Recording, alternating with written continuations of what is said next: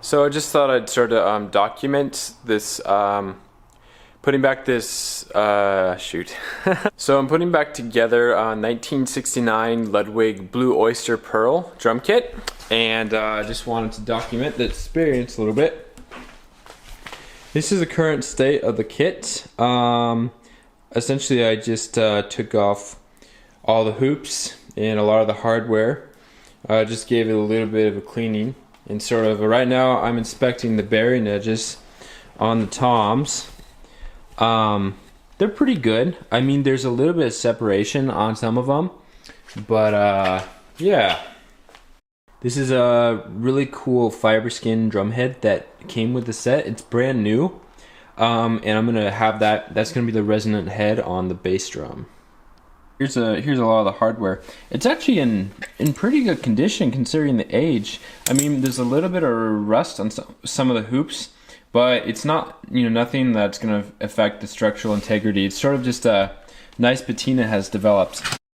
Look at this old tom mount it came with. So awesome. This is the patina I was talking about. I don't really want to clean it off because I think it just looks awesome and it fits the character of the kit well. Like I was talking about before, there is some separation on the bearing edges here. This is right where the actual plies of wood are and the reinforcement rings are. So it's a little bit out of round, and you kind of have to force a head onto there. But I don't think it's anything major, and I put heads on another one and it sounded awesome. So I'm just gonna keep it like this. This is the finish. It's called Blue Oyster Pearl. I think sometimes it's also known as bowling ball finish or something like that. Anyways, in kind of a rare colorway. It's a little bit more unique than just the black oyster pearl like what Ringo used, and I quite like it. The kit also came with this this Ludwig Snare.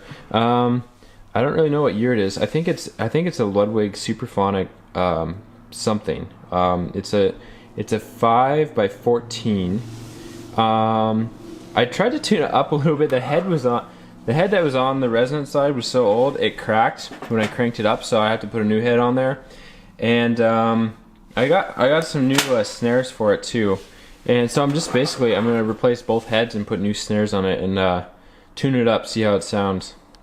This is like one of my favorite parts about the kit is it came with this awesome drum throne. I've never seen one with legs like this before.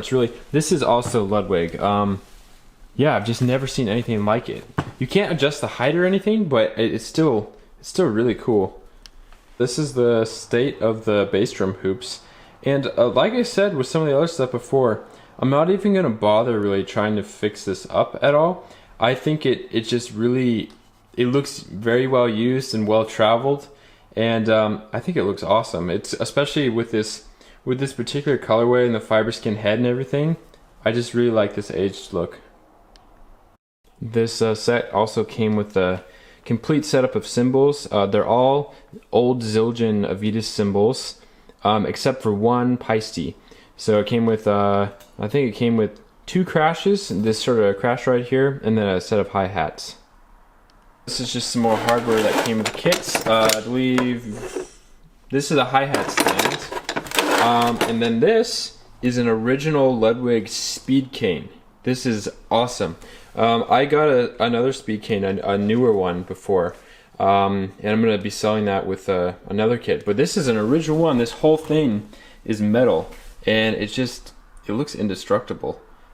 So these are the heads I'm going to be running on it. They're Evans level 360. I'm going to be doing G1 coated over G1 clear. Those are for the toms, and then the same setup for the snare drum. For the kick drum, I'm going to be doing an Evans EMAD coated, and then I have that fiber skin head for the resonant head. So I've always been a Remo guy, but I ended up getting these Evans because I got a complete set of Remo heads for these and they did not fit. So I did a quick Google search and I found out that these Evans 360 heads, they're just cut a little bit wider along the edges, and they tend to fit vintage drums a little bit better. So why they fit the vintage drums better is because, like you said, the heads are cut a little bit wider, and vintage drums, for example, this is a 1969 Ludwig drum, and this is a 12-inch tom. So when they were making this, essentially what they did is the diameter from edge to edge is exactly 12 inches. If this was a newer drum, like my other Ludwigs, they would have cut it to be, 11 inches and 3/4 to 11 inches and 7/8. So a little bit smaller than the actual measured diameter. So since these vintage drums are slightly larger in diameter, they don't fit modern heads too well. But these new Evans heads, since they're cut wider, they tend to seat on the head a little better.